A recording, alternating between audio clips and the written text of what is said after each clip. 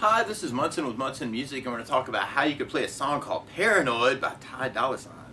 And it starts out with this really cool intro lick where you could play open E, open B, and then first fret on the B string. Then we play that again, and another first fret, and then we go back to open E, and then open B, and then first fret on the B, and another first fret on the B, and then two first frets, and then we go to open B. Our main riff through the tune is kind of E, B, C, C, C, C, E, B, C, C, C, C, B. Now if you're going to back that up with bass notes though, it would be kind of cool. You'd have the open A with the open E string, and then open E with the open B string. And then when you go to the first fret on the B string, you could add in the first fret on the low E string to kind of get an F note behind those notes.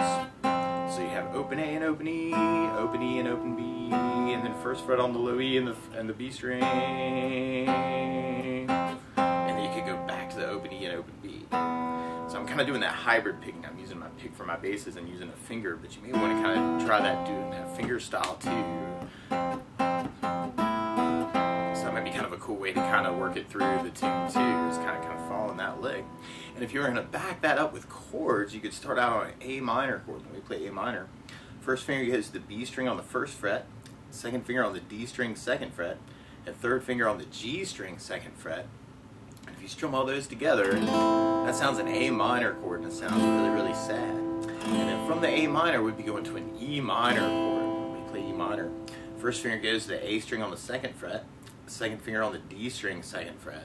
And if you strum all those together, that sounds an E minor chord, and it sounds really sad. And then from the E minor, we'd be going to an F major chord. If you know the bar F major, you do your first finger across the entire first fret, second finger on the G string second fret, third finger on the A string third fret, and the pinky on the D string third fret. And if you strum all those together, that sounds an F major bar chord, and it sounds really happy. Now you could also use something called F major 7 if you want to avoid the bar chord, where you do the first finger on the B string first fret, second finger on the G string second fret, and third finger on the D string on the third fret. And if you strum the D string to the high E string, that sounds an F major 7 chord, and it sounds really groovy and happy. And you could even work it with just downs, just kind of trying to follow that riff with the chords. You have kind of the A minor, E minor, F, F, A minor, E minor, F, F, E minor, A minor, E minor, F, F, A minor, E minor, F, F, E minor, kind of just working downs. Or a lot of times with a song like this, to kind of support my voice, I like using something called a strum pattern. And one of my favorite strum patterns for a 4/4 like this is down, down, up, up, down, up. So you took the A minor and just tried that a lot. You have down, down, up, up, down, up, down, down, up, up, down, up, down, down, up, down, down, up, down, up. Now the weird part about applying that to kind of the verse chorus is just where the changes in the chords happen. So you could take the A minor and do it down, E minor with the down, and then hit the F for the up, and then an up, down, up, and then do the F with the whole pattern, down, down, up, down, up. You could kind of start that over again with the A minor on the down, E minor on the down, F on the up, and then the up, down, up, and then do the F with the down, down, up, and then save that last E minor for the last down. So all together, you have A minor, E minor, down, F on the up, down, up, F, down, down, up, down, A minor, down, E minor, down, F on the up, down, up, F, down, down, up, E minor, down, up, A minor, E minor, down, up, F, down, up, A minor, E minor, F, down, up, F, down, up, E minor, A minor, E minor, F, down, up, F, down, up, E minor, E minor, F, down, up, F, down, up, E minor, A minor, E minor, F, down, up, F, down, up, E minor, E minor, F, down, up, F, down, up, E minor. So you might kind of try and follow it that way too. Now a lot of times with a song like this too, I like to add bass notes, and this can get really tricky with this. But on the A minor, you'd have the A string for your bass if you were kind of working the whole strum pattern on that chord. So I'm kind of working that as kind of a bass, down, up, down. And on the E minor, if you're going to add basses to it, you have the low E for the bass. low E for the bass, and on the F major 7 you'd have the D for the bass. So it's kind of weird because you don't really have enough time to really work a lot of basses on each chord. But you could do the A minor with the bass, E minor with the down, F on the up, down, and then F with the bass, down, up, down, A minor with the bass, E minor, F, up, down, F with the bass, down, up, E minor, A minor, bass, A minor, F, up, down, F, bass, down, up, down, A minor with the bass, E minor, F, up, down, F with the bass, down, up, E minor. So I'm going to kind of play around with that too. The strum pattern that I would think about using for the song though is something called a 16th note strum pattern. And what I mean by that is if you're tapping your foot to the beat, right now we're kind of dividing that beat into two parts with our down, down, up, down, up. 1, 2, 1, 2, and that's called an 8th note. What a 16th note is where you divide that into 4 parts. 1, 2, 3, 4, 1, 2, 3, 4. And one of my favorite 16th note strum patterns, or something I think really matches the recording, is a down, up, down, up, down, up, 16th note strum pattern.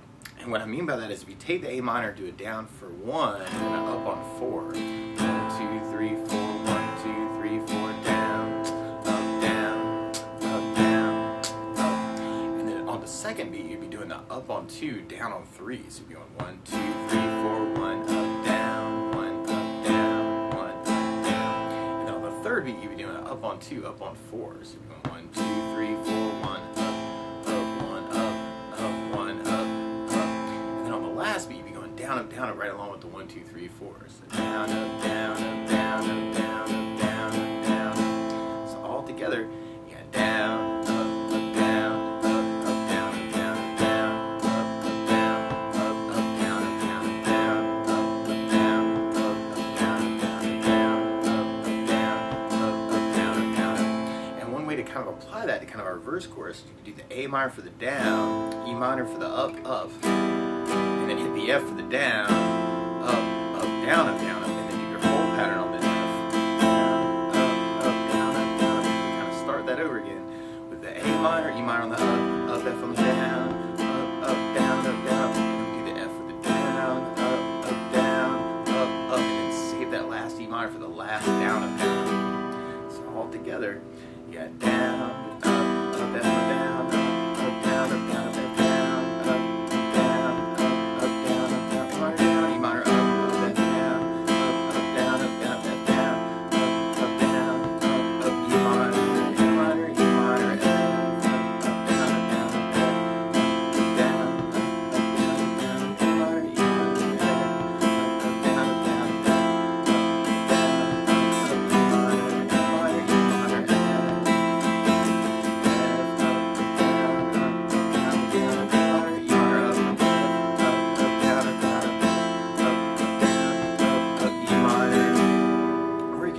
basis to that, and kind of have the A minor with the bass, E minor, up, F the bass, up, down, F bass, up, bass, up, down, A minor bass, E minor, up, F bass, up, down, F bass, up, down, E minor, E minor, E minor,